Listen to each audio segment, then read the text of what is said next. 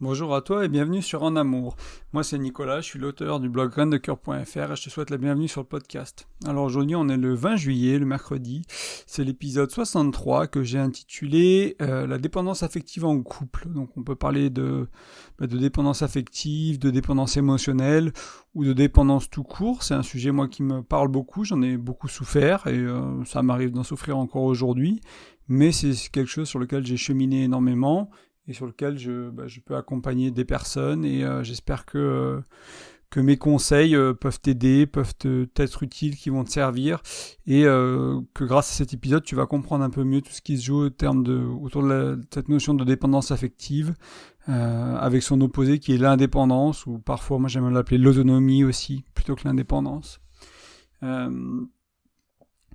Donc peu importe le nom qu'on lui donne, hein, en fait ça cause vraiment des gros problèmes dans le couple et je pense que tu le sais déjà et si tu le sais pas, tu risques de bien le comprendre d'ici la fin du podcast. Donc le temps de ce podcast, je te propose d'explorer le poids et l'emprise de la dépendance affective. Déjà, on peut peut-être dire quelques mots sur son origine. Elle provient parfois de nos insécurités ou des blessures d'enfance. Ça va être un besoin d'être aimé ou de plaire. Peut-être un manque d'amour propre ou encore une sorte de vide qu'on a en nous. Moi, je sais que pendant un moment, je travaillais sur le vide que j'ai en moi, en thérapie, et il m'apparaissait comme une sorte de trou d'obus plus gros que mon torse, plus gros que mon ventre, en fait, comme s'il débordait de mon corps, en fait. Et ça peut être ce vide qu'on peut ressentir, ça peut être une petite boule très, très intense à l'intérieur du ventre, ça peut être cette espèce de trou qu'on imagine qu'une arme est fait en nous, quelque chose comme ça. Et donc ça c'est notre vide et ça peut être vraiment la source de notre dépendance affective. Donc ça peut être s'accrocher à une personne en fait, la personne à qui on est amoureux, mais pas que. Moi je l'ai eu aussi en amitié quand j'étais beaucoup plus jeune, pendant l'adolescence, et avec une intensité particulière, celle de la dépendance tout simplement. Donc encore une fois, le temps de ce podcast, explorons ensemble ce que nous pouvons ressentir en fait, ce que toi et moi on peut ressentir lorsqu'on vit cette emprise aussi. Donc ça va être important. Et on va explorer aussi quelques antidotes pour en sortir, pour rééquilibrer ta dépendance affective ou celle de ta partenaire, celle qui se joue dans ton couple et de ton ou ta partenaire. Voilà, on va voir quelques clés, quelques antidotes, quelques manières de mieux faire, d'aller peut-être vers une sorte d'autonomie, d'indépendance. Donc si tu te demandes par où commencer ou que faire de la dépendance affective, tu es peut-être au bon endroit. Il y a plein de contenu là-dessus, il y a plein d'autres personnes qui en parleront aussi. Il faudra peut-être pas qu'un seul podcast pour que ça aille mieux et pour avancer. Et en même temps, j'ai des clés de mon expérience personnelle, de ce que j'ai fait en thérapie, de ce que j'ai appris au cours de ma vie dans des livres, dans des émissions, etc., dans des séminaires. J'espère que tout ça, je peux le mettre au service à ton service en fait, pour que ça t'aide. On va commencer par peut-être définir un peu c'est quoi la dépendance affective. Il y a une définition que j'ai trouvée en ligne, je ne sais plus où, j'ai pas noté la source, que je vais te lire, que j'aime bien. La dépendance affective peut être définie comme un besoin de l'affection des autres, quitte à négliger sa propre personne. La dépendance affective désigne un phénomène d'incapacité psychologique à vivre par et pour soi-même. Donc je vais te la relire. La dépendance affective peut être définie comme un besoin de l'affection des autres, quitte à négliger sa propre personne. La dépendance affective désigne un phénomène d'incapacité psychologique à vivre par ou pour soi-même. Donc elle me parle pas mal cette définition, notamment parce qu'il y a cette idée de besoin de l'amour de l'autre, ou de l'appréciation de l'autre, ou du respect de l'autre, etc. Il y a ce besoin-là, et en même temps, il y a cette notion d'incapacité à vivre par ou pour soi-même, donc c'est un peu cette maladresse qu'on a envers nous-mêmes, ces choses qu'on sait pas faire, qu'on sait mal faire, et j'en parlais un peu tout à l'heure, un manque d'amour propre, un besoin d'être aimé, un vide en nous, ce besoin de s'accrocher à quelqu'un, peut-être ce problème de vie qui est un peu vide, en fait notre vie est un peu vide, il n'y a pas grand-chose auquel se raccrocher, il n'y a pas de passion, il n'y a pas de projet, du coup on va vampiriser les projets des autres, l'énergie des autres, etc. Donc souvent quand on est dans la dépendance affective, on est plutôt... Il y a parfois des personnes qui présentent, ils disent qu'il y a deux types de personnes sur Terre, il y a les donneurs et les preneurs, et il faut éviter de s'entourer de preneurs, c'est souvent le conseil qui va avec ce dicton, entre guillemets, et quand on est dans la dépendance affective, on est un preneur en fait. Donc ça c'est important de le comprendre. En fait, une des manières de vivre la dépendance affective, c'est d'être obsédé par l'autre. Donc on va chercher à lui plaire, à anticiper ses besoins, on va éviter de l'énerver, on va chercher son attention, on va vouloir du réconfort. On est un peu possédé, obsédé par les besoins de l'autre, ce qu'il pense, ce qu'il vit, etc. Et cette obsession, c'est un peu comme un manque d'ancrage dans notre propre vie à nous. Ça peut être parce qu'on s'ennuie, ça peut être parce qu'on on sait pas être seul, c'est parce que peut-être on ne s'aime pas assez ou on sait pas s'aimer. Et donc ça peut être des sources ou des raisons pour lesquelles notre dépendance affective s'exprime, du moins. Moi, je sais que des fois, quand je m'ennuie et que ma chérie elle est à côté, je vais avoir tendance à aller vers elle, ou je vais aller vers la nourriture, par exemple. Donc la dépendance affective, elle n'est pas nécessairement que envers notre partenaire, elle peut être envers une addiction qui est autre, ça peut être la nourriture, ça peut être le pari, ça peut être le jeu, ça peut être la cigarette, ça peut être l'alcool, peu importe, quoi. On va combler ce vide en nous, cet ennui, ce moment inconfortable, on ne sait pas être avec nous-mêmes, du coup on va le combler grâce à la dépendance affective, entre guillemets, et avec quelque chose d'autre ou quelqu'un d'autre. Mais là on va s'attarder sur vraiment ce qui touche au couple, parce que c'est un podcast sur le couple, mais sache que c'est au-delà de ça. Ça peut être intéressant aussi à observer chez toi, s'il y a ta chérie, ton chéri, qu'est-ce que tu fais? S'ils sont pas là, qu'est-ce que tu fais en second? Qu'est-ce que tu fais en troisième? Quelles sont un peu tes addictions et les endroits où tu vas naturellement? Et donc, on donne une importance démesurée à l'autre, en fait, quand on est dans cette dépendance affective. Donc, il ou elle devient le centre de nos pensées, de nos attentions, de notre vie. Au lieu qu'on soit notre propre centre de notre vie, c'est l'autre qui le devient. Alors, il peut y avoir du bien à ça, de prendre la relation au sérieux, prendre notre partenaire au sérieux, et c'est important. Et en même temps, il faut retrouver un équilibre. On est notre numéro 1. Il n'y a personne de plus important que nous. Des fois, on pense que c'est nos enfants, des fois, on pense que c'est autre chose. Mais dans l'avion, ils te disent bien de mettre le masque à oxygène sur toi d'abord. Parce que si tu le mets sur toi d'abord, tu as ensuite une chance d'aider ceux qui sont autour de toi qui ont besoin d'aide. Si tu le mets pas sur toi d'abord, tu vas pas pouvoir aider les autres. Et c'est un peu pareil dans la vraie vie. Si tu prends pas soin de toi, si tu te mets pas en numéro 1, si tu prends pas soin de toi émotionnellement, psychologiquement, mentalement, physiquement, etc., ça va être dur pour toi de prendre soin des autres, ou tu vas pouvoir le faire un moment, tu vas complètement t'oublier, et un jour tu vas craquer, un jour tu vas tomber malade, et un jour tu vas tomber déprimé. Et en plus de ça, surtout si tu penses à ton partenaire ou à tes enfants, tu vas donner un mauvais exemple. Tu vas peut-être être pas agréable d'être une personne avec qui être, parce que justement tu t'oublies tellement que, même s'il y a une part d'agréable dans le satisfaire l'autre, dans le faire plaisir à l'autre, ce mal-être transpire en fait, tout simplement. Il est dur à cacher en fait, et notamment au niveau des enfants, c'est flagrant, les parents qui s'oublient, ça...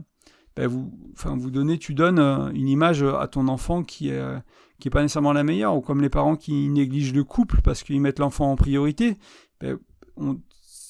Sans jugement, vraiment, mais c'est juste se rendre compte de ce qu'on fait, en fait, se dire que on va montrer à nos enfants qu'un couple, il n'y a pas de passion, il n'y a pas de complicité, il n'y a pas de sexualité, il n'y a pas de fougue. Il n'y a plus ça quand toi tu ne le vis pas dans ton couple et que c'est ce que tu montres à tes enfants. C'est comme ça qu'ils apprennent à être amoureux. Tu as appris à être en couple en regardant tes parents, en fait. Ça, c'est la base de la psychologie. Tu t'en rends sûrement compte un peu des travers que tu reproduis, les schémas que tu reproduis vis-à-vis de ta vie familiale et de tes schémas familiaux. Voilà, c'est exactement pareil à ce niveau-là.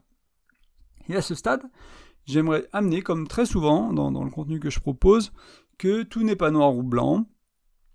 On va dire qu'il y a une échelle de 0 à 100 dans laquelle on vit plus ou moins de la dépendance affective. Donc des fois, il y a aussi une notion de durée éventuellement. Donc pendant une semaine, je vais être entre 40 et 60% de dépendance affective. Et ça va être une semaine un peu où je ne suis pas bien, je ne suis pas très ancré, je suis de l'insécurité, de l'incertitude, etc. Puis après, ça va aller bien pendant 3 semaines, je vais être à 20%. Et puis après, paf, 2 jours ou 2 heures à 80%, là je me sens vraiment pas bien. J'ai vu que, je sais pas, il y avait ce mec qui tournait autour de ma nana, machin. Il y a des choses qui ont déclenché mes insécurités, et du coup, paf, je suis retombé dans ma dépendance affective, etc. Donc, c'est fluide, la dépendance affective. On peut avoir un problème de dépendance affective, et même si on a un problème important, on va dire, elle s'exprime à différents niveaux d'intensité pendant une durée qui est différente. Et ça, c'est important de prendre ça en compte, en fait. Donc, se dire qu'on l'a tous plus ou moins, encore une fois, être humble, pas se dire moi j'en ai jamais, ça va, c'est bon, ça sert à rien ce podcast. C'est bon, peut-être j'en ai parfois. Comment ça s'exprime chez moi? Être curieux, faire un peu une sorte d'enquête en soi pour se dire voilà, même si j'en ai pas beaucoup, comment elle est? Est-ce qu'elle est peut-être vis-à-vis de mes parents plutôt que de ma chérie ou de mon chéri? Peut-être qu'elle est plus vis-à-vis de mes enfants, etc. Se rendre compte de comment je comble ce vide, ce manque d'amour propre, etc. Donc ça, je pense que c'est important de le garder en tête. Maintenant, j'aimerais qu'on prenne un peu de temps pour parler de ce qu'on peut ressentir ou ce qu'on peut faire en termes d'action quand on est dans la dépendance affective. Donc on va parler du monde émotionnel interne, du dépendant affectif, mais aussi du monde interne des actions, du faire du dépendant affectif. Donc cette compulsion d'interagir avec ta partenaire, notre partenaire, ça peut tourner à l'obsession, ça on l'a vu, hein, et c'est aussi, il y a peut-être ce besoin, une sorte de besoin d'être en contact permanent, d'avoir des interactions fréquentes, etc. Et moi, ce que je trouve intéressant, c'est quand on est séparés. Là, en plus, j'enregistre ce podcast. Alors, on est le 18, hein, il va être publié le 20, mais j'enregistre un peu à l'avance. Mais on est lundi, ma chérie vient de partir pour une semaine de retraite. Elle a coupé son portable il y a maintenant 8-9 heures. Et en théorie, si ça se passe bien, on se parle pas jusqu'à vendredi. Il n'y a pas de contact SMS, etc. Et je trouve ces moments-là, quand il y a une séparation comme ça qui est due, on fait une retraite spirituelle, on fait quelque chose, on va un week-end en famille, il y a moins de contact ou pas du tout de contact, où il y a le choix de plus en avoir parce que c'est une retraite et il faut qu'elle vive sa retraite, etc. C'est intéressant justement d'utiliser ce moment-là pour faire un peu effet miroir, se rendre compte de quand est-ce que l'autre nous manque et comment il nous manque. C'est ok qu'il nous manque. Si je passe 5 jours à pleurer au fond de mon lit, à être déprimé parce qu'elle est partie et qu'elle a coupé son téléphone, j'ai un travail à faire sur moi. Si elle me manque pas du tout pendant 5 jours, c'est pas nécessairement grave, mais ça peut être aussi intéressant de se dire pourquoi, est-ce que ça veut pas nécessairement parler de la relation et du manque d'amour ou qu'il y a un problème dans la relation, ça veut dire peut-être que ma dépendance affective était envers elle ou ma compulsion était envers elle et j'ai détourné ça, j'ai utilisé ma compulsion, ma dépendance affective vers quelque chose d'autre. Je me suis mis à manger trop, je me suis mis à faire trop de sport, je me suis mis à jouer aux jeux vidéo trop, etc. Et observer ces moments-là d'opportunité, entre guillemets, d'avoir un effet miroir autour de notre dépendance affective. Donc je pense que c'est intéressant et c'est marrant que j'enregistre ce podcast juste à ce moment-là. Il était prévu dans le calendrier à cette date, c'est un hasard, on va dire, c'est pas prévu comme ça, mais c'est très bien. Donc je vais te parler un peu de mon expérience pour te montrer quoi, c'est des moments qui sont intéressants pour faire le miroir. Et donc au-delà d'être cette compulsion d'agir avec l'autre et d'être obsédé par le contact, on va dire, fréquent, ça peut être un besoin de contrôle sur l'autre, ça peut être sur la sortie, ça peut être sur les vêtements, tu mets pas ci, tu mets pas ça, parce que sinon je me sens jaloux, etc.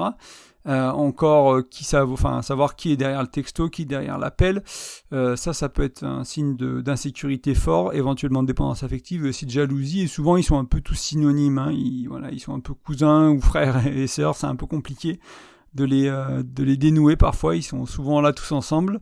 Et cette idée de contrôle, en fait, ce qui est gênant avec, c'est que ça implique une intrusion dans la vie de l'autre et une sorte de besoin de se rassurer de manière malsaine, en fait. C'est-à-dire qu'au lieu d'être ancré et savoir que notre partenaire nous choisit, qu'elle est amoureuse, que tout va bien, etc., on va dire c'était qui, est-ce que c'est pas est-ce que c'est pas un autre mec, et c'est quelqu'un que je connais, qu'est-ce que vous vous dites. Et en fait, il y a un monde. Je n'avais pas prévu d'en parler, mais je pense que ça peut être intéressant. Il y a un monde dans lequel où, petit à petit, à force d'aller vers des mauvaises manières de se rassurer, par exemple de demander à chaque fois c'est qui, à qui tu parles, sors pas comme ça, t'habilles pas comme ça me met pas à l'aise, sors pas toute seule, on sort ensemble, etc. À force de cultiver ça, ces limites, ces contraintes, on va perdre notre flexibilité, on va plus être capable de vivre quelque chose qui sort de ça, en fait. Du coup, on va réduire vraiment, on va limiter vraiment la relation et l'expression de notre partenaire, de ce qu'elle peut faire, de qui elle peut parler, etc. Ou de il, hein. Je dis elle, parce que j'ai des relations avec des femmes, mais ça peut être un lui, si t'es une nana, il n'y a pas de problème, il n'y a pas de souci. Mais ça va limiter. Alors que, à l'inverse, il peut y avoir une spirale plus vertueuse où on se rend compte, ok, j'ai mon insécurité, j'ai ma dépendance affective, j'ai besoin d'être rassuré, peut-être que je vais me rassurer d'une manière qui est plus saine, peut-être que je vais peut-être simplement lui dire de me dire je t'aime au lieu d'aller demander à qui il parle, et peut-être que je vais simplement regarder à l'intérieur et me dire me rappeler comment s'est passée la journée, combien de fois elle m'a déjà dit je t'aime aujourd'hui, qu'est-ce qu'on a fait, la relation va bien, et puis m'auto-rassurer en fait, entre guillemets, sans demander à l'autre de le faire, soit trouver quelque chose en moi, soit trouver des actions et des faits qui sont rassurants pour moi en fait. Donc ça peut être important de créer cette spirale positive ou négative entre guillemets autour de la dépendance affective pour tout doucement en sortir. et du moins qu'elle soit moins présente. Et donc voilà, la jalousie, je regarde un peu mes notes, besoin de contrôle. Et en fait, en dessous, donc là, on était un peu au niveau des actions, donc à la surface. Ce qu'il faut comprendre, c'est qu'un peu en dessous, au niveau plus émotionnel, on va dire, ou des besoins, il y a une sorte d'agitation pour le dépendant affectif. En fait, c'est ça, il y a un manque insatiable, il y a un vide, il y a un mal-être, et en fait, en plus de ça, on a donné notre pouvoir à l'autre, et on a donné à l'autre la source de bien-être, de bonheur, de joie en fait. Et ça, on s'en rend peut-être pas compte, pas toujours compte, mais c'est un problème immense pour moi, de donner ce pouvoir à quelqu'un d'autre. Notre pouvoir d'être en joie, d'être heureux, d'être en bonne santé, etc., il ne doit pas être donné à quelqu'un d'autre. C'est quelque chose qui nous appartient, on doit être souverain de ce pouvoir-là. Il est à nous, ça ne veut pas dire qu'on ne peut pas le partager, ça ne veut pas dire qu'on peut le donner parfois, mais il ne faut pas faire un don à vie permanent, complet, en disant bah voilà, c'est toi qui me rends heureux. Et quand on est trop dans la dépendance affective, en fait, c'est ce qu'on fait. On se rend pas compte, mais c'est ce qu'on fait. On va donner ce pouvoir à l'autre d'influencer notre bonheur, notre joie, est-ce qu'on se sent aimé, est-ce qu'on se sent rejeté, est-ce qu'on se sent désiré, est-ce qu'on se sent intelligent, etc., etc. Et en fait, quand on le donne à l'autre, on se trompe simplement de personne à qui le donner, il faut se le redonner à soi. Et en fait, et pire que ça, donc déjà on le donne à l'autre, c'est déjà un gros problème, et en plus, on s'attend à ce que l'autre l'utilise comme on en a besoin, quand on en a besoin. Alors t'imagines bien que c'est une recette avec des problèmes, c'est-à-dire quelque chose qui t'appartient, tu le donnes à l'autre, c'est comme si tu faisais gérer tes finances par quelqu'un d'autre, quoi. La meilleure personne pour gérer tes finances, c'est toi, parce que, comme ils disent en anglais, skin in the game. Alors je sais pas comment, je sais plus c'est quoi la traduction en français, mais t'es investi, quoi. T'as ta peau dans le jeu, entre guillemets. Tu joues ta peau, et du coup, tu vas gérer ton argent mieux que quelqu'un qui, son petit frère, il s'en fout, quoi. Je veux dire, lui, c'est pas son argent, il va peut-être le gérer correctement, mais c'est pareil pour ton bien-être, ton bonheur. Ça t'appartient, c'est à toi, c'est super important. Donc quand t'es en manque, quand je suis en manque, quand on est en manque, on vit ce vide en nous, en fait, aussi, ce qu'il faut se rendre compte, au-delà de ce que je viens de dire, hein, donc on donne le pouvoir à l'autre, et en plus qu'on espère, attend, attend qu'il l'utilise quand on a besoin et comme on en a besoin. En plus de ça, du coup, dans nos moments d'insécurité, dans nos moments de crise, dans nos moments d'anxiété, on va aller pousser avec impatience et avec nécessité nos besoins sur notre amoureux, notre amoureuse. On va vraiment être dans cette mal-être, peut-être profond, peut-être puissant sur le coup, c'est peut-être intense, hein, ça peut durer que quelques minutes. Moi, je sais que ça m'arrive encore des fois dans des moments où je me sens vraiment pas bien, et des fois la solution, c'est d'aller vers ma chérie et de lui dire j'ai besoin d'un câlin, j'ai besoin de ça, etc. Mais quand on fait ça, il faut se rendre compte de ce qu'on fait, qu'on impose avec impatience et avec nécessité nos besoins à l'autre. Parfois en manipulant. Alors si t'as pas de conscience en plus que tu fais ça, que ça t'arrive souvent, que c'est très intense, et que tu manipules pour avoir ce que tu veux, c'est encore plus une catastrophe. Alors que si ça t'arrive de temps en temps, plus ou moins intense, que ça dure pas trop longtemps, et qu'en plus t'en as conscience et que t'arrives à l'exprimer en disant bah voilà, je suis dans ma dépendance affective, j'ai peut-être une période où j'ai besoin d'être rassuré. Moi ça m'est arrivé, hein, là, avant qu'elle parte par exemple, je lui ai dit bah voilà, je sais pas pourquoi, j'ai mon insécurité, elle est un peu plus forte, je me sens un peu plus anxieux, le fait que tu partes, etc. Des fois, elle part 3 jours comme ça, en retraite, à droite, à gauche, enfin, peu importe, il n'y a pas de problème. Là, je le sentais que c'était là, du coup, je lui ai demandé, du coup, on a essayé de trouver des solutions pour satisfaire ça de manière saine pour elle, pour moi, mais sans être dans la manipulation, en ajoutant de la conscience, en fait. C'est ok d'être dans la dépendance affective, c'est ok d'avoir des moments d'insécurité, c'est ok d'avoir des périodes où tu as besoin de l'autre, et de pas être souverain à 100%, et pas voilà, c'est ok de dépendre un peu de l'autre, mais il faut te réapproprier en partie ça au moins, et si possible te le réapproprier énormément en fait, parce que quand on manipule, ça peut être un exemple tout bête, hein. Moi j'aime bien prendre cet exemple là, c'est le je t'aime. Moi, je t'aime mon cœur. C'est pas je t'aime parce que je sens de l'amour dans mon cœur, c'est je me sens envie de moi un je t'aime en retour, ou donne-moi 1000, c'est je t'aime parce que j'ai envie de t'entendre me dire je t'aime, moi aussi t'es super important pour moi, etc. Et c'est pas un je t'aime qui donne, c'est un je t'aime qui prend. Et c'est encore pour revenir au fait que des fois, il y a deux types de personnes dans la vie, il y a ceux qui prennent et ceux qui donnent, et on est parfois des preneurs, parfois des donneurs.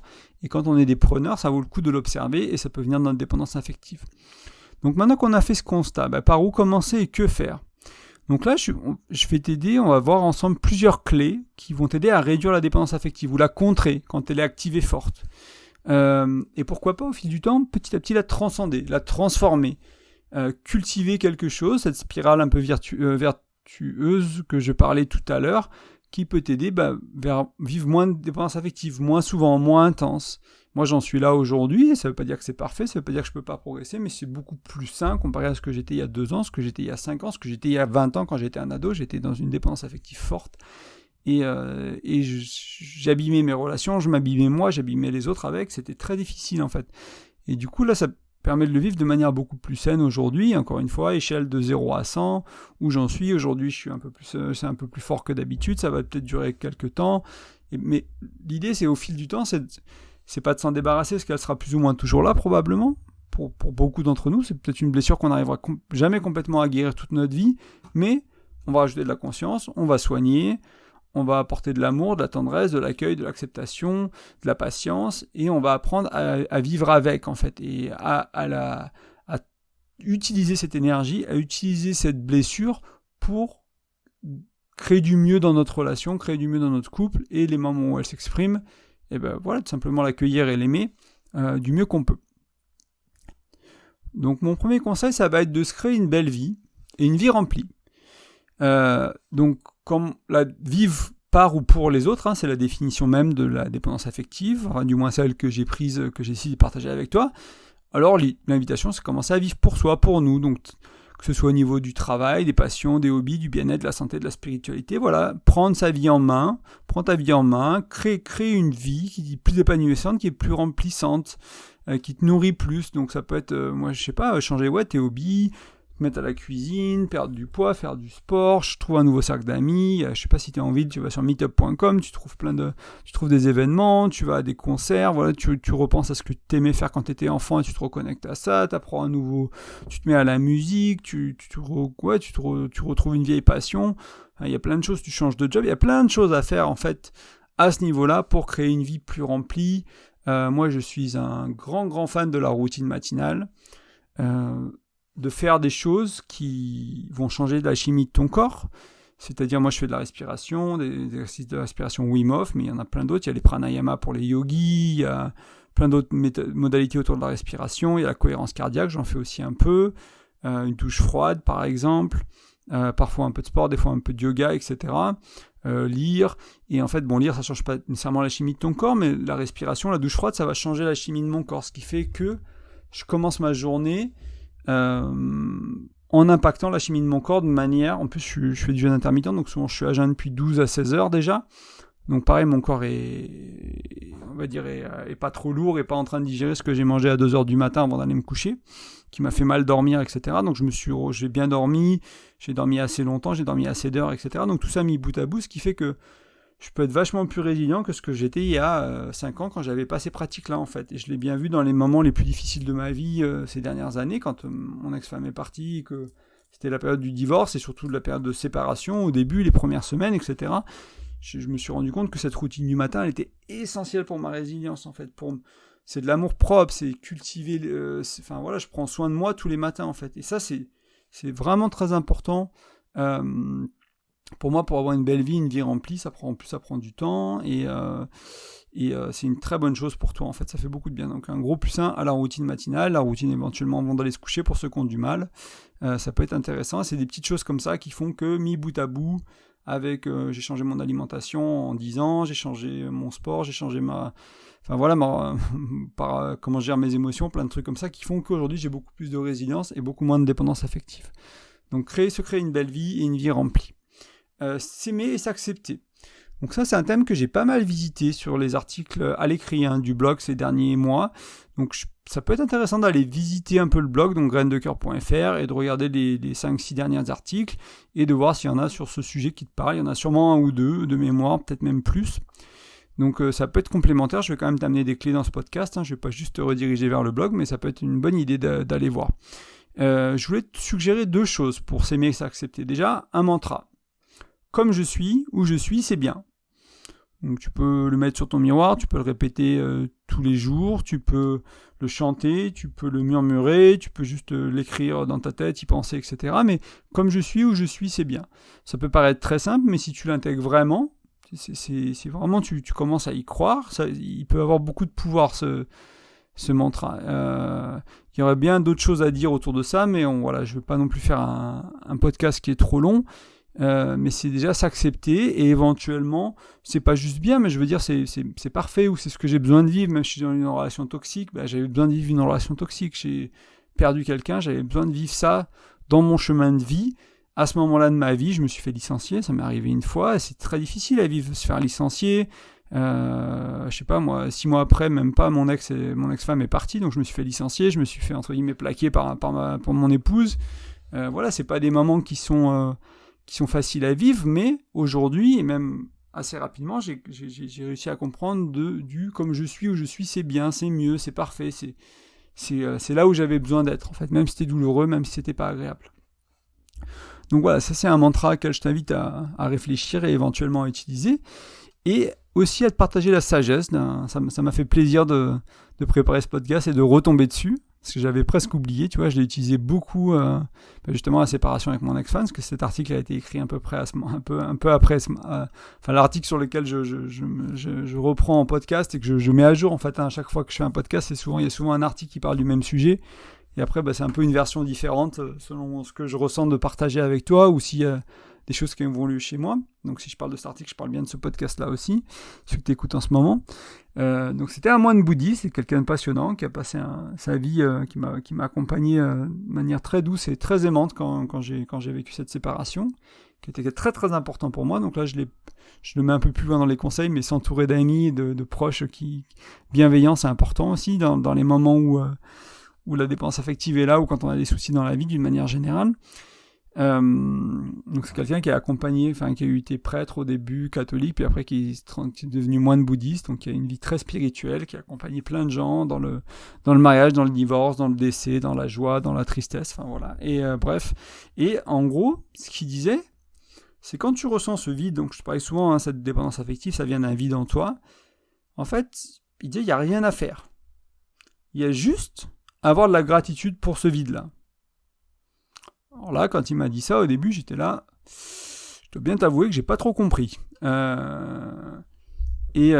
parce il était vraiment quelqu'un d'important, il est rentré dans ma vie quelques mois, avant que je revienne en France, je suis revenu en France, j'étais en Irlande à l'époque, il m'a vraiment accompagné, du coup je me suis dit, il m'a vraiment aidé à plein d'autres niveaux sur cette séparation, et du coup je me suis dit, je lui fais confiance, on va essayer. Donc j'ai commencé à répéter, je me suis dit, ok, je ressens ce vide en moi, je sais pas, j'ai envie de me mettre sur une app de dating, j'ai envie de manger, j'ai envie de rencontrer, je sais pas, je repense à mon ex, machin, il y a quelque chose qui se passe et j'ai envie d'avoir une compulsion, d'aller quelque part pour combler ce vide, entre guillemets. Et là, je l'observe et je me dis, voilà, pourquoi c'est le mieux, pourquoi je peux avoir de la gratitude pour ce moment. Et en fait, petit à petit, je me suis rendu compte que, en fait, c'est grâce à ce vide que j'ai fait tous les changements que je t'ai parlé et bien plus. C'est grâce à ce vide que j'ai commencé à perdre 40 kilos. Je faisais 40 kilos de plus avant.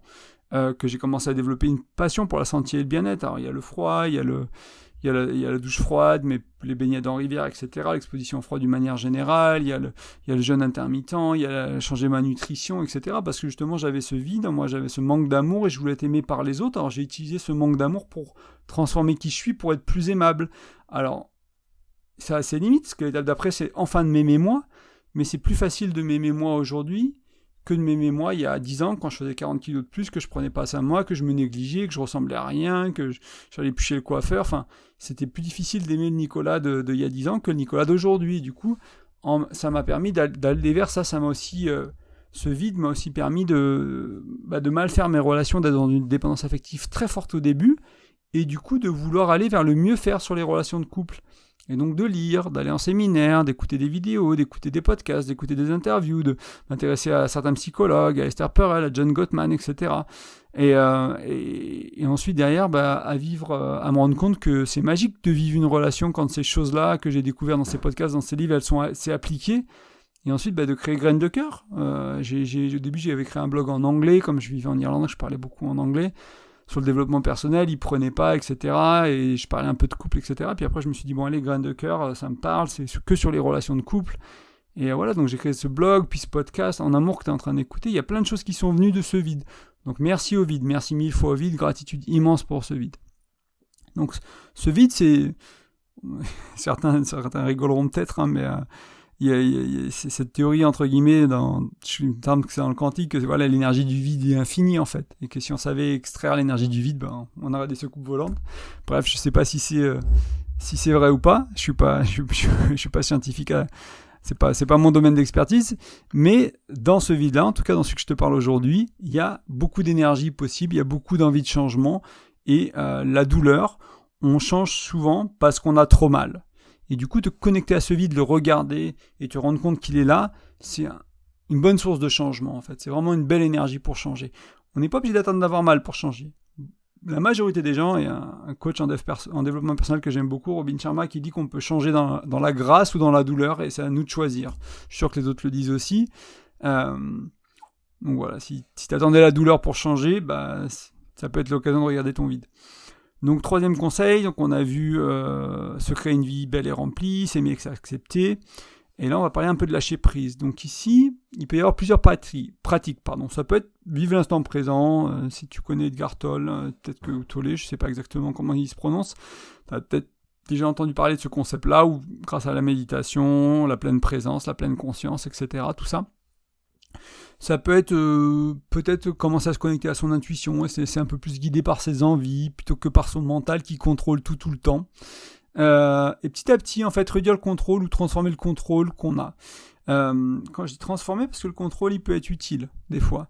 Ou la discipline, par exemple. Des fois, on a la discipline d'être déprimé, parce qu'on pense à des pensées déprimantes. C'est une sorte de discipline, c'est quelque chose qu'on fait plus ou moins volontairement, mais certains diront que c'est volontaire en fait.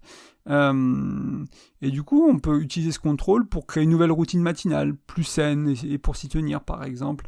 Mais l'invitation aussi ici autour du contrôle, c'est surtout autour du couple. Donc c'est autour des limites, de la manipulation, autour de, comme je te dis, c'est cette sphère vertueuse qui tire vers le bas au niveau de c'est qui au téléphone, je demande, etc. Je vérifie tout le temps, et petit à petit apprendre à faire confiance, cultiver la confiance dans la relation, et se rassurer d'autres manières, en fait, trouver des alternatives plus saines.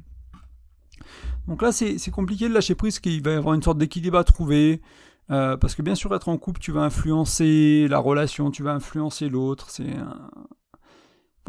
juste comme ça. Donc ce que je trouve intéressant, la question peut-être que tu peux te poser, c'est est-ce que tu es en train de prendre ou est-ce que tu es en train de donner dans tes actions ?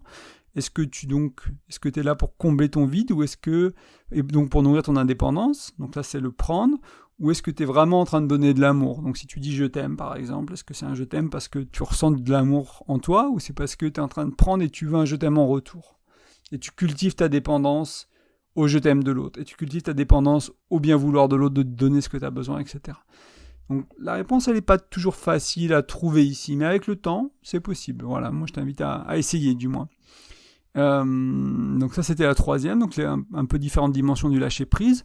Ensuite, j'aimerais éventuellement t'amener sur le choix du partenaire. Alors là c'est compliqué si tu es déjà en couple, mais on va toucher 2 mots dessus aussi.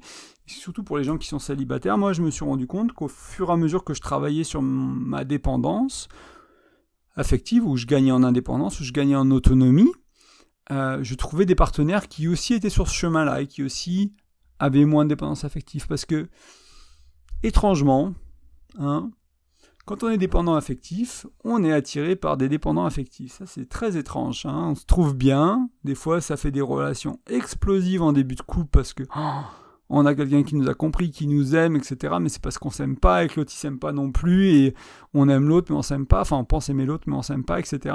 Ça peut faire de l'explosif en début de relation, du fusionnel, du très fort, et puis après, ça tourne très mal des fois. Donc on a comme un radar pour ça. Donc plus tu vas être sur ton chemin d'autonomie affective, on va dire, plus tu vas rencontrer des personnes qui sont là, qui sont aussi sur ce chemin. Moi je me rends compte que maintenant, comme j'ai toujours dit ça, et tu mets une soirée, un événement, tu me donnes une fille mignonne qui a des problèmes, je tombe amoureux en 5 minutes. Mais une fille qui est dans la dépendance affective un peu, etc., qui a besoin d'être sauvée, on joue souvent dans la dépendance affective, il y a souvent cette dynamique de sauveur-sauvé, où quand on a besoin d'une béquille à notre vie, parce que on est un peu boiteux, on a une vie pas remplie, on s'aime pas, etc. C'était mon schéma, moi, pour tomber amoureux. Et maintenant, quand je sens que c'est là, En général, je suis pas, enfin, quand j'étais célibataire, je partais en courant. C'était le signe de non, on va pas là-dedans, tu répètes ton schéma. Et, et puis ça me permettait vraiment de me rendre compte ouais, que c'était, je sais pas comment je le devinais, c'est-à-dire en un regard, hein, j'arrive dans la salle, en un regard, paf, paf, 3 échanges, il y a cette attraction qui est là, en fait. Et même aujourd'hui, ça peut arriver, hein, je peux y avoir cette attraction qui est là, et en fait, je sais que c'est mon sauveur qui veut aller, qui veut être actif. Donc ça peut être intéressant de se rendre compte de ça, et d'aller vers des gens chez qui il y a peut-être moins d'attirance, du coup. Peut-être ça fait plus peur de trouver une nana ou un mec qui est bien dans ses baskets, quoi, qui est bien dans sa vie, qui a des amis, qui a des choses qui fait les choses, enfin, qui a sa vie un peu plus en ordre, sa vie émotionnelle un peu plus en ordre. Ça peut faire peur, et en même temps, tu verras si tu arrives à aller au-delà de la peur et que tu arrives à commencer une relation avec quelqu'un comme ça, parce que tu as quand même cheminé, et du coup cette personne devient accessible, entre guillemets, parce qu'elle n'est peut-être pas complètement guérie de sa dépendance affective, mais elle est sur le chemin elle aussi. Tu verras que c'est quand même magique de vraiment de pas avoir ce fardeau-là, ce fléau-là, dans la relation, ou de l'avoir avec beaucoup moins d'intensité et beaucoup moins souvent. Donc ça, c'est super important. Donc le choix du partenaire, très important. Et un peu de conscience à ce niveau-là. Je prône la conscience au niveau du choix du partenaire. Hein. C'est pas le sujet d'aujourd'hui, il y a d'autres contenus qui en parlent plus, mais c'est fait partie beaucoup pour le succès de ta relation, c'est de bien choisir ton ou ta partenaire. Et ça peut être au niveau de tes valeurs, des langages d'amour, des schémas érotiques, des croyances autour du couple, des projets de vie, ou des 4 dimensions du couple, émotionnelles, spirituelles, intellectuelles, sexuelles, ce genre de choses-là. Ces outils que je te présente à d'autres endroits, dans d'autres podcasts, dans d'autres articles.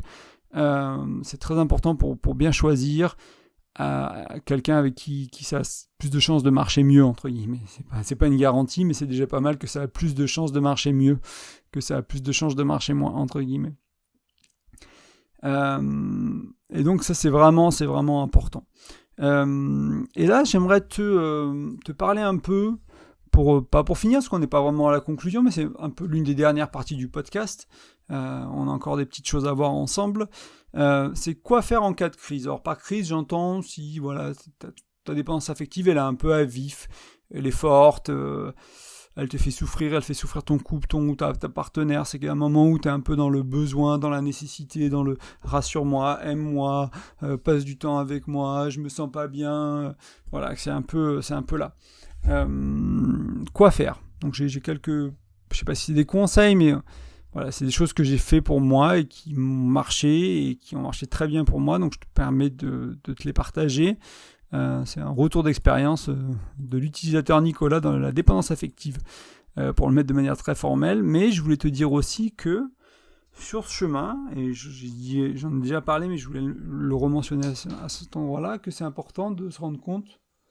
Alors j'ai un problème de porte qui claque, voilà, c'est fait, j'ai des courants d'air dans la maison, désolé pour le bruit, on va finir avant que tout tombe. C'est qu'il y aura des hauts et des bas sur ton chemin vis-à-vis de la dépendance affective, et donc faut pas te fouetter si jamais t'es dans une crise, si jamais t'es à un moment où ça va vraiment pas. Moi, il y a des matins où je me lève et je suis plein dedans, quoi, et on se rend compte que des fois, si on reste au lit et qu'on se met pas dans le mouvement de la journée, ça peut durer, on peut rester 2 heures au lit à en discuter, ça va pas vraiment avancer, alors que si j'étais sorti du lit, que j'avais pris ma douche froide, que j'avais fait ma respiration, etc., ça règle pas tous les problèmes du monde, ça va pas vraiment mieux. Mais ça va déjà beaucoup mieux. C'est pas comme si ça avait disparu, mais disons que l'inertie est un peu partie et ça va beaucoup mieux. Donc voilà, donc quelques solutions que j'ai envie de te partager avec toi si jamais tu as un petit coup de mou et que tu as besoin de quelque chose. La première, c'est simple. Contacte ta proche, contacte un ami, t'as peut-être pas la chance d'avoir un moine bouddhiste à côté de chez toi, comme j'ai pu avoir à ce moment-là de ma vie. Hein. J'étais dans cette ville 6 ou 9 mois, je crois, un truc comme ça, et puis il a été là 3 ou 4 mois pour m'accompagner pour la séparation, et puis voilà, on s'est jamais plus ou moins revu, jamais reparlé. C'était une amitié temporaire et très utile, ou quelqu'un de plus longue date, peu importe, ta mère, ton frère, ta sœur, des amis. Ça peut être aussi un psy, hein, un coach, il y a éventuellement manière de te faire accompagner à ce niveau-là. Mais voilà, s'il y a ce besoin-là, ça peut être intéressant de ne pas aller vers ta partenaire ou ton partenaire directement, mais aller vers quelqu'un d'autre et puis d'essayer d'avoir différentes manières de prendre soin de tes besoins, pas toujours de la même manière. C'est un bon début. Ensuite, n'agis pas sous le coup de la compulsion. Donc si tu as envie d'appeler, si tu as envie d'écrire, si tu as envie de poser une question, attends un peu, laisse passer. Peut-être que tu le feras plus tard. Mais mets du temps, ralentis la scène qui est en train de se dérouler pour avoir de l'espace et du temps pour faire autrement, pour avoir le temps éventuellement de faire les points suivants. Donc essaie de dire, bon voilà, là j'ai envie tout de suite, je suis en insécurité, il faut que je le dise, etc. Laisse-toi du temps. Peut-être 30 secondes les premières fois si tu peux pas faire plus, peut-être 1 jour ou 2 jours si tu peux, mais laisse du temps. Respire, passe à autre chose, trouve une alternative plus saine, va prendre une douche froide, tu verras, ça va t'aider, ce genre de choses-là. Ensuite, une fois que qu'on arrête un peu le film, qu'on le déroule plus doucement, il y a de l'espace pour observer ce qui se passe en toi. Ça vient d'où ? En essayant d'accueillir un peu ce qui est là, ok, je ressens ça, j'ai des vies en moi, c'est quelle partie, etc. Qu'est-ce qui se passe dans mon corps, où je le ressens, comment je le ressens, c'est quelle émotion, etc. Et en essayant de te connecter à la source, c'est quoi ? T'as peur d'être abandonné, t'as peur d'être trompé, qu'est-ce qui est vraiment là pour toi ? Donc un peu mener une enquête intérieure, tout en observant, tout en accueillant, en n'étant pas trop dur, si tu peux même être bienveillant avec toi, pour vraiment prendre soin de toi et prendre soin de cet espace-là. Et ensuite, pendant que tu attends, pendant que tu observes, éventuellement, une invitation, c'est prendre soin de toi, prendre soin de tes besoins. Alors ça peut être un bain chaud, ça peut être un automassage des pieds, ça peut être te cuisiner un bon repas sain, ça peut être faire une séance de sport, etc. Et c'était un peu le mouvement, le conseil d'après, qu'il y a à celui-là, c'est Tony Robbins, donc un coach, un stratégiste, un coach en développement personnel reconnu plus que mondialement, on va dire.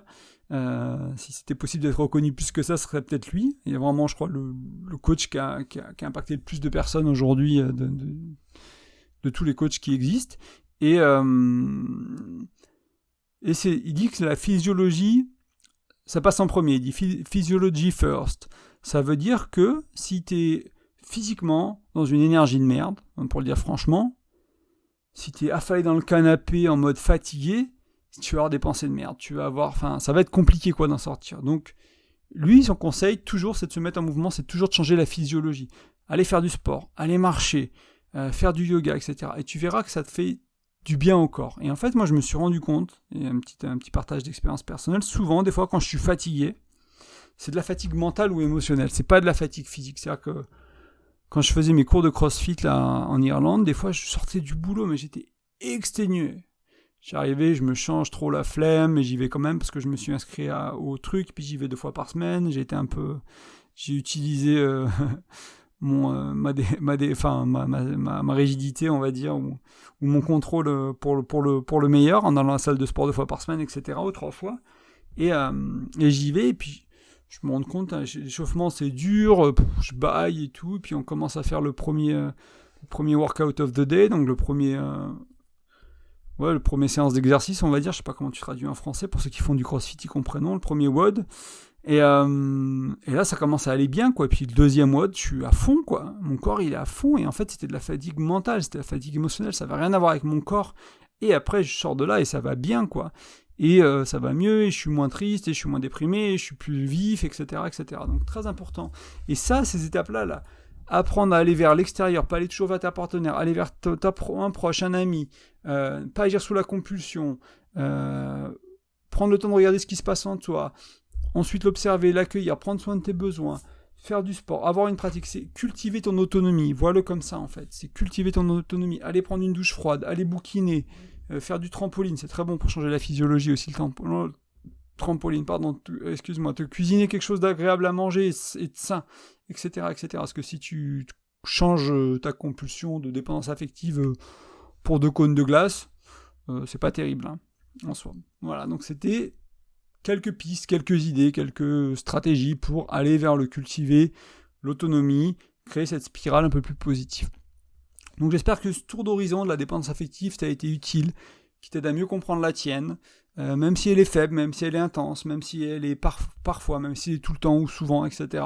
Et surtout que tu t'as trouvé quelques clés, quelques graines qui ont été plantées pour aller vers le plus d'autonomie, pour aller vers le plus d'indépendance, pour aller dans cette direction-là, petit à petit dans ta vie. Et ça vient pas du jour au lendemain. Des fois, tu vas avoir un déclic, tu vas avancer très rapidement. Et des fois, non. Des fois, ça va être petit à petit, ça va être laborieux. C'est ok, ça a le droit d'être laborieux. T'as pas tout à réussir du premier coup parfaitement, c'est tout à fait ok. Et je l'ai mentionné tout à l'heure, mais je l'ai pas vraiment expliqué. Des fois, j'appelle, dans l'article que j'avais écrit sur ce sujet, encore une fois, je l'avais appelé le fléau. la dépendance affective, parce que c'est vraiment aussi mauvais pour les relations de couple quand c'est trop fort, quand c'est trop souvent la dépendance affective. C'est vraiment, ça les détruit, ça peut rendre tes relations toxiques. Hein. C'est de là que ça vient, souvent, hein, la toxicité, les abus, voilà, ça vient de cette blessure-là. Et donc c'est important de se rendre compte de nos degrés de dépendance affective, de comment elle s'exprime chez nous et de quoi faire pour aller vers quelque chose de plus sain. Et voilà, et donc de cultiver, prendre soin de soi, ton autonomie affective, ton bien-être. Et si ta dépendance affective est trop forte, il faudra peut-être que tu te fasses accompagner. Moi, j'ai beaucoup travaillé en thérapie sur mes émotions, donc bien sûr, ça a impacté mon autonomie affective, émotionnelle. Et je te recommande chaudement de faire ce chemin-là. Moi, je ne suis pas thérapeute, par contre, j'accompagne les individus ou les couples à implémenter des changements dans leur vie, des changements dans leurs relations, dans leur routine, dans leur manière de communiquer, dans leur manière d'être avec eux-mêmes. Donc c'est quelque chose que sur lequel je peux t'accompagner aussi. Et si ça t'intéresse, n'hésite pas, tout simplement. Tu vas sur graindecoeur.fr, tu lis la page accompagnement pour voir si ça te parle, ou tu cliques sur l'onglet contacter, tu m'envoies un message, et puis voilà, on voit si travailler ensemble ça fait du sens, on voit ensemble si mon accompagnement il peut t'aider selon où tu en es, et voilà, si ça te parle, ce sera le bienvenu. Moi j'ai dû me faire accompagner à des moments de ma vie, il n'y a pas de honte à ça, que ce soit en coaching, en thérapie, peu importe, en hypnose, en plein de choses différentes. C'est très très important des fois pour nous aider à avancer un peu plus vite quand on a besoin. Avant de te quitter, j'aimerais te rappeler que tu peux laisser un commentaire ou une note sur la plateforme de podcast que tu utilises, la plateforme de podcast que tu es en train d'utiliser en ce moment. Si c'est possible, c'est le plus pratique d'aller mettre un 5 étoiles, un petit commentaire de ce que tu as aimé, de pourquoi tu m'écoutes, pourquoi tu es abonné. Hein. Je vois les nombres, bon là c'est l'été, ça a diminué un peu, mais qui augmentaient chaque semaine d'abonnés, de personnes qui écoutent quand je sors les podcasts le mercredi soir et surtout le jeudi. Donc merci du fond du cœur d'être là, merci de le partager, merci tout simplement d'écouter ce message qui moi est important, et puis j'espère surtout qui à toi est important, parce qu'il était important qu'à moi, c'est une chose, mais si ça sert à d'autres, c'est très bien. Et enfin, sur graindecoeur.fr, tu peux recevoir mon e-book, il est gratuit, il est offert, il parle de 5 outils de communication qui vont t'aider à communiquer de manière plus... ce serait quoi le mieux, enfin ouais, le bon mot mieux, enfin entre guillemets, ce serait plus communiquer mieux, c'est très très français ce que je viens de dire, mais oui, d'aller vers le mieux communiquer, parce que ça va te donner des outils concrets en fait que tu peux appliquer assez facilement, qui vont t'aider à comprendre les enjeux de la communication, et certains éventuellement qui peuvent être utilisés. Je pense notamment aux 6 besoins d'Anthony Robbins, qui est peut-être le 3e outil de l'e-book si ma mémoire est bonne, qui va t'aider à comprendre ce qui est en dessous de tes actions, donc tes besoins, et notamment ta dépendance affective est liée à tes besoins beaucoup. Donc ça peut être un très bel outil en complément de ce podcast. Je te souhaite un très bel été, je te dis à la semaine prochaine, et à bientôt, salut!